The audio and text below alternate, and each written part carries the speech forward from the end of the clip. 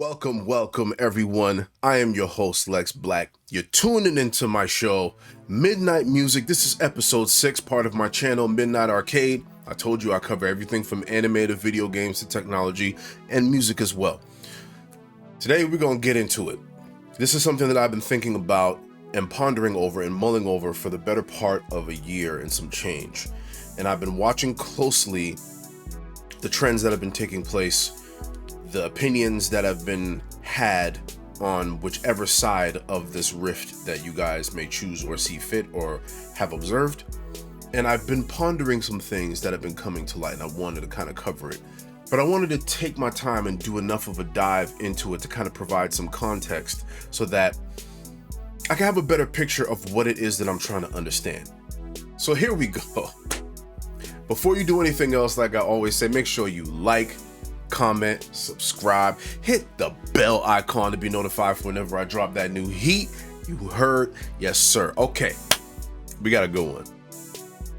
The spring of 2024 will go down in infamy as one of the most entertaining and pivotal inflection points in hip-hop history, as the incredible Kendrick Lamar and Drake finally went head-to-head in a battle that was simmering beneath the surface for years. Okay, the disses were scathing, they were personal, they were bone-cutting and soul-shattering at the molecular level. And only one man emerged from this vicious battle of words. And that man was Kendrick Lamar, who handily and decidedly won the war of words versus the pop star stalwart and giant in Drake. For Drake, since then, nothing was the same because, damn. Listen, this ass whooping was so thorough, so heinous, so completely obliterating and encompassing that Drake felt like he had no other choice but to actually sue in the court of law just to make it stop. It did not. The cultural backlash, the legal backlash, the financial backlash was mighty, immediate, and skin-melting. It triggered a firestorm of other investigations into Drake's less than desirable activities, insert weird activity with minors, getting people beat up for foolishness, and his fake conquest to be a mob boss, going after other men's women, etc., etc., etc., bot manipulation to help his streams, gambling scandals, sex assault cases that were once thought to be sealed away from the public eye, brought back to life with renewed public scrutiny. All of these things happened because pride took the wheel and ego pressed down further on the gas recklessly, and we saw the crash. Massive self-inflicted wounds became Drake's go-to self-sabotaging therapy as the only way to help him cope with the fact that he failed.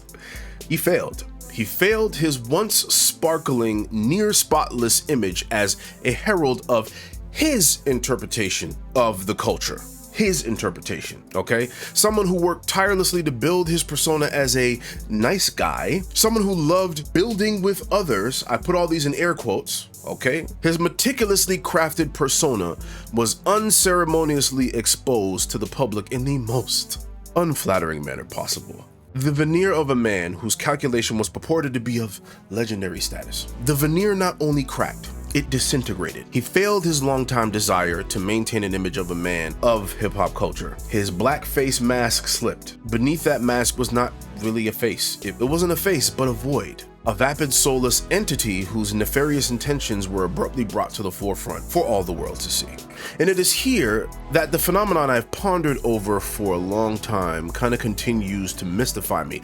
But as I did some research and as I did my studying and analysis, it made more sense the further I went into my search for information, okay? So the part that kept me wondering, isn't Drake as the entity, like as many who have cultural awareness and a touch of pattern recognition, we could sense that veneer of inauthenticity. So it wasn't Drake the entity that was mystifying. We kind of figured that out, okay? Again, to a degree, that in of itself is the nature of the beast, but truly, the part that gets me, or that got me for a while, were the people, the survivors, the innovators, creators, heralds, and stewards of this culture we hold dear called hip-hop. They looked at all that Drake was and what he did, knew of all of the other backdoor deals for the most part, or had caught caught wind of it because they're industry insiders as well. They knew all this and still somehow found themselves twisting their own logic to varying degrees and morals to varying degrees into a pretzel to either side with him, align with him, or excuse him for the nefarious behaviors. Some of these names you guys already know. Prominent names like 50 Cent, The Game, Jim Jones, Cameron to a lesser degree, Mace,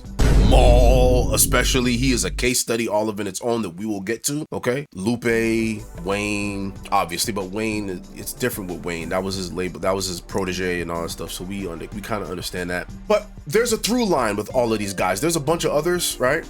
But for the few that I've mentioned, Fat Joe as well, to a lesser degree, but there's a through line here for people of their like, sort, and ilk that had me wondering. I'm like, what happened to these guys? What makes it so that they felt so obliged to align with someone who is so anti everything that they came up in? And that's what we're gonna explore next.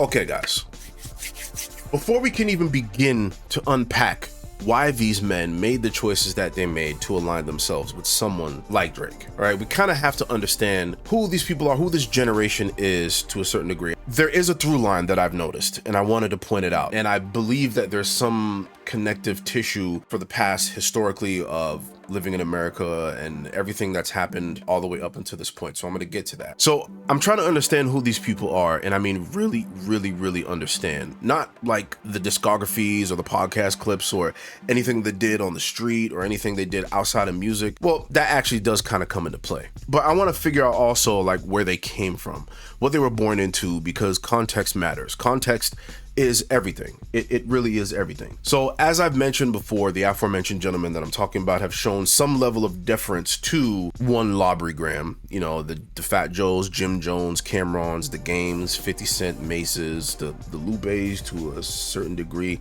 Maul from the Rory Maul podcast, and then even people who are outliers within the age bracket just by a little bit, like Michael Eric Dyson, whom I will get into as well, and others. There are a lot of others. These guys are just the most notable ones that I've observed. They're for the most part sitting somewhere in that upper mid 40s to late 50s age bracket. These gentlemen here, Gen X to the oldest of the older millennials. They're born roughly between the late 1960s and the early 1980s, right? And what that means, and what that really, really means, is that their most formative years, the years that shape you who you are to be as a person, took place against one of the most deliberately devastating backdrops this country has ever constructed for Black people. Just one of the most, I stress, as there have been plenty atrocities that Black folks have had to face since the first ship touched down in the shores of VA, okay? This is just one of many of a continuous string of atrocities that our people have had to face generation after generation. But I wanted to kind of dive into this particular section of time. So let's set the scene, all right? Let's get into some numbers. I know, but bear with me. There's a whole point that I'm trying to get to. So let me land, all right? By 1990, the median income for Black families in America sat at $21,000, $21,423 to be exact. That's 42% below the median income for white households. That's a chasm. That's the Grand Canyon as far as the gap is concerned. Damn. It didn't happen by accident, all right? Anybody that has half a brain cell functioning and a little bit of common sense would know that, okay? By 1989, going back a year, the typical white family held 17 times the wealth of a typical Black family. 17 times. And the wealth gap between the 1% and the 99% has only dramatically increased in recent years. Insane. So imagine what that impact is on Black people, okay? Scholars at the time were already pointing to what they called structural discrimination, the architecture of laws, markets, and policies deliberately built to obstruct Black advancement, as the primary driver. Yes. This is the America that a lot of these aforementioned men that I pointed out were children in, right? And then, we jump to things like the crack era. The crack epidemic hit at the exact moment that a major structural shift caused large manufacturing industries to move out of American cities. Okay, the jobs that working class families were able to depend on, okay, gone. Into that vacuum came crack cocaine. All right, it's a well-storied thing. You don't have to take my word for it. You can do some research. You don't have to dive deep, and you'll find those same statistics or similar statistics and answers and the causality of many of the issues that I'm going to be addressing. So the crack epidemic came in, and it was cheap, it was fast, and it was devastating. And the communities these men grew up in, whether it's New York, LA, Miami, New Orleans, Chicago, you name it, they were ground zero. So between 1984 and 1989, the homicide rate for black males aged 14 to 17 more than doubled. The black community also experienced a 20 to 100% increase in fetal death rates, low birth weight babies, weapons arrests, and children in foster care. Especially, I want to key in on the fetal death rates and birth rates and just racism, discrimination in the medical practice, in the medical field. Still as prevalent today as it was in the past. Not really much has changed. Sorry, that's just the truth. I don't know what else to tell you guys. Okay, but going back to the homicide rate increasing, these aren't really just statistics, okay? These are the places where these people came up in, where they grew into from children to teenagers. And the government's response, it wasn't treatment, it wasn't resources, it was punishment. The 1986 Anti-Drug Abuse Act established a 100-to-1 sentencing disparity. 5 grams of crack cocaine carried the same 5-year mandatory minimum as 500 grams of powder cocaine. Think about that. 5 grams of crack cocaine carried the same 5-year mandatory minimum as 500 grams of powder cocaine. Y'all want to talk about two-tier justice system, right? Yes, it is two-tier. And we know who gets the favoritism and the privilege of getting less harsh sentencing. Since crack saturated black communities, while powder cocaine remained the drug of choice in more affluent, predominantly white spaces, you can do the math yourself. The black incarceration rate exploded from about 600 per 100,000 people in 1970 to 1,808 by the year 2000. By 1989, 1 in every 4 black males between the ages of 20 and 29 were either incarcerated, on probation, or on parole. 1 in 4. Think about what that does to a generation's sense of safety, stability, and trust in institutions. Now add to all of that the post-civil rights hangover. Okay, we gotta address that too, because make no mistake, these guys came up in the long shadow of a movement that had won legal victories, but had not delivered the economic transformation that black people were promised. Because of the aforementioned systemic roadblocks that were intentionally codified in law and put in place to discriminate. It's a cycle. That's not a bug, that's a feature. That's how this shit is designed. The dream deferred, and it's still deferred. So from 1973 all the way to 1993, a full 20 years, black income compared to white income was completely flat. That literally remains true to this day. To this day, shout out to Deontay Wilder. To this day. An entire generation of black families working, striving, and doing everything right, and the gap didn't move. That's the world that these guys were born into. And I want you to hold all of that in your mind, because it really does matter for what comes next. Because here's where it gets kind of complicated, and honestly, it's painful to say out loud, right? So hip hop didn't just emerge despite all of that. It emerged because of that. That in of itself, it was a black radical form of art and expression. Public Enemy, Boogie Down Productions, NWA, Rakim, you name it. The like, sort, and ilk. There's a litany of artists, revolutionary innovators of the culture, all right? The music was a direct response to those conditions. There's so many more that I didn't mention that I want to pay respects to. All respects to you guys. Okay, like I said, this was a direct response to those conditions. A documentation, a protest, a survival manual. And the guys on the list that I mentioned, a significant number of them were either active participants in that era or came up directly in its wake. So they weren't passive observers of hip hop's most politically and culturally raw period. They were in it. You can sit down with any of these guys and they'll tell you that Chuck D was that dude at one point. Now I'll give you, listen, I want to be as objective as I can here. So I'm definitely going to give these guys some grace, because not every rapper is supposed to be conscious. We know this. Hip hop is at its best when it's diversified. Okay, not when it's one monotone monolith. Okay, when it has multi colors to it, multi aspects to it, that's when it's at its most beautiful and its most powerful. All right, not every artist has to be a philosopher. Some of these guys are reporting their reality, the hustle, the block, life on the street, and that of course has its place and its value to the culture too. Absolutely, I absolutely understand that. But here's what I also understand: as men mature, people mature, right? As they achieve success, and they gain the distance and perspective that time and resources might afford a person, you would expect, I guess, a certain wisdom to crystallize, right? A certain clarity about where you came from, what it cost, what you owe to the culture that gave you everything that you have, to a certain extent, right? You would think that, but that's not reality either, right? Because here we are. Here I am having this discussion about this very thing. Again, stick with me. There's a reason why I'm providing this context. Because what we've seen from far too many of these men is not wisdom, right? It's not really clarity. What we've seen is kind of like this willingness to take everything that they had gone through in the communities that they were living in, right? Through the poverty, mass incarceration, economic sabotage, because that's a big one, okay? All of it, and then turn around and publicly co-sign a guy who embodies like none of that struggle to a very large degree, and he respects clearly none of that history, and he has actively worked against the interest of the very culture that they had claimed to love. Don't take my word for it, just watch them, right? I'm just reporting on what I see.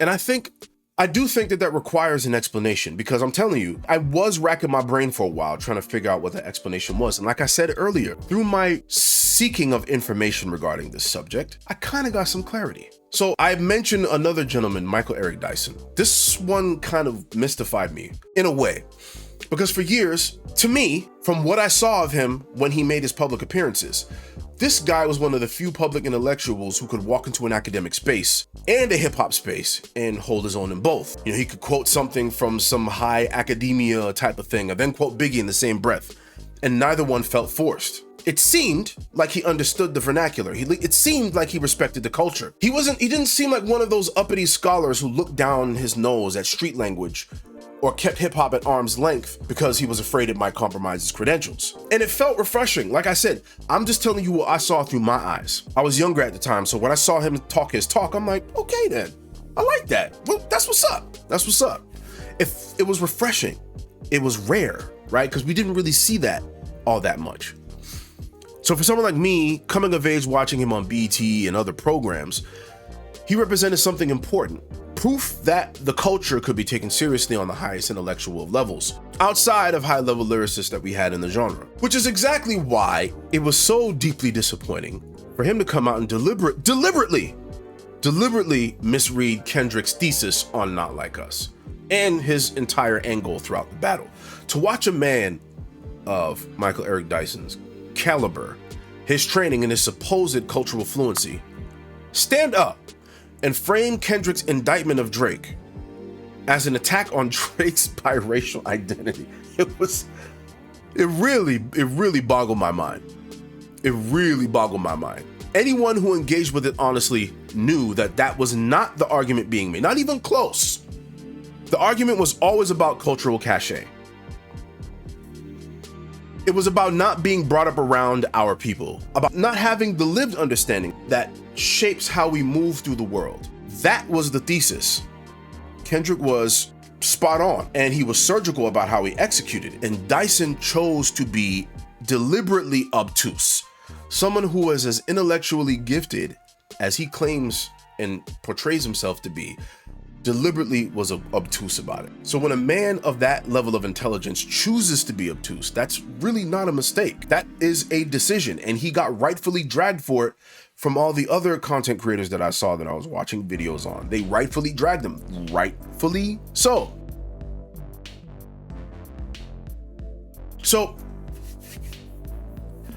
here's where it gets real, okay? Because you can't talk about why these men move the way that they move without talking about what the music industry did to the generation that came before them and what it taught them about what survival looked like. This is where I will, again, extend a level of grace to these guys, because the music industry is not built for us to properly capitalize unless you are an outlier or you are able to know all the tricks of the trade, the loopholes and whatever have you. So again, here's where it gets real. So I'll give you an example. And again, I promise you, you already know the story.